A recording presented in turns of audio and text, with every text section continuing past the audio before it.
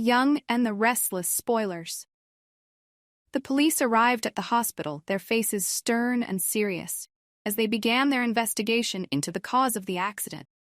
The atmosphere was thick with tension as they approached the emergency room where the injured were being treated. The officers were prepared for the usual questions and procedures, but nothing could have prepared them for the shocking truth they were about to uncover. The person responsible for the accident was none other than Lucy, a young woman who had been behind the wheel in a severely intoxicated state. Lucy, usually composed and cautious, had taken a risk that night. Faith, her close friend, had been unable to drive due to a crippling fear of the road. Fear rooted in a horrific accident she had experienced in the past. That accident had left Faith traumatized, and she had sworn never to get behind the wheel again. Lucy, knowing Faith's history, had bravely volunteered to drive despite her own reluctance. However, the courage she had mustered quickly evaporated as she struggled to maintain control of the vehicle, her anxiety escalating with every passing moment. The situation spiraled out of control when Lucy, her hands trembling on the steering wheel, lost her grip on reality. Clouded by the alcohol coursing through her system, the car veered off the road, crashing violently, and leaving both women gravely injured.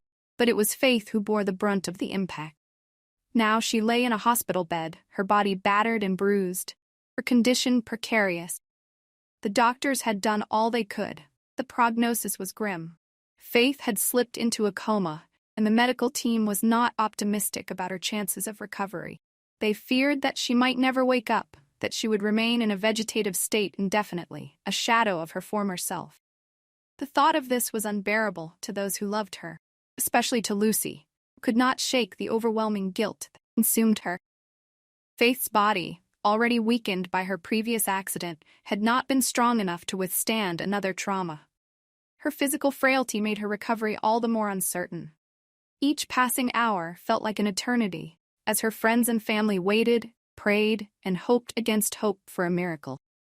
But the reality was harsh.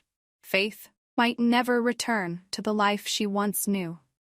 As the police delved deeper into the investigation, they made it clear that Lucy would face severe consequences for her actions.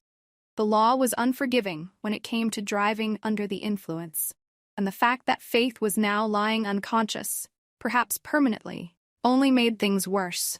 Lucy was informed that she would be taken to a juvenile detention center, a place where she would be forced to reckon with the gravity of her mistakes. The officers were not unsympathetic, but they had a job to do, and justice had to be served. Lucy was terrified, her mind racing with thoughts of what lay ahead. The idea of being locked away, of losing her freedom, was horrifying, but even that fear paled in comparison to the dread that filled her heart, the thought of Faith's condition.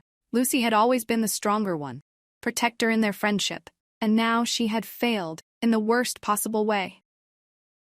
The thought that she might have condemned her friend to a life trapped in her own body was a burden that Lucy did not know how to bear. As the days turned into weeks, the hospital room where Faith lay became a place of quiet despair. Her family kept vigil by her bedside, their faces etched with sorrow and exhaustion. They spoke to her, hoping that somewhere, deep inside, she could hear them and find her way back. Faith remained still, her breath shallow, there, her body unmoving. The only signs of life were the steady beeps of the machines that kept her alive, a haunting reminder of the fragile line between life and death. Lucy, meanwhile, was taken into custody. The cold, sterile environment of the detention center was a stark contrast to the vibrant life she had once known. Days were long and monotonous, filled with mandatory counseling sessions, strict routines, and the relentless ache of regret. Lucy spent countless hours replaying the events of that fateful night in her mind, trying to understand how everything had gone so wrong. She thought of Faith constantly, her thoughts a mixture of sorrow, guilt, and a desperate hope that somehow, against all odds, her friend would wake up. But as the weeks dragged on, that hope began to fade. The doctor's updates were always the same. There was no change in Faith's condition. She remained unresponsive, her body alive, but her mind a world away. Lucy's heart ached every time she heard those words, and she wondered if she would ever be able to forgive herself. She had made a terrible mistake, and now both she and Faith were paying the price. Inside the detention center, Lucy was isolated, not just from the outside world, but also from herself. The guilt gnawed at her, a constant companion that refused to let go. She knew that she would have to serve her time, to face the consequences of her actions, but the real punishment was knowing that she had hurt the person she cared about most. Faith was more than a friend. She was like a sister to Lucy, someone who had always been there for her. And now Lucy had failed her in the worst possible way. The days turned into months, and still there was no change. Faith's family began to lose hope, and the conversations in the hospital room grew quieter, filled with a resigned acceptance of what seemed inevitable.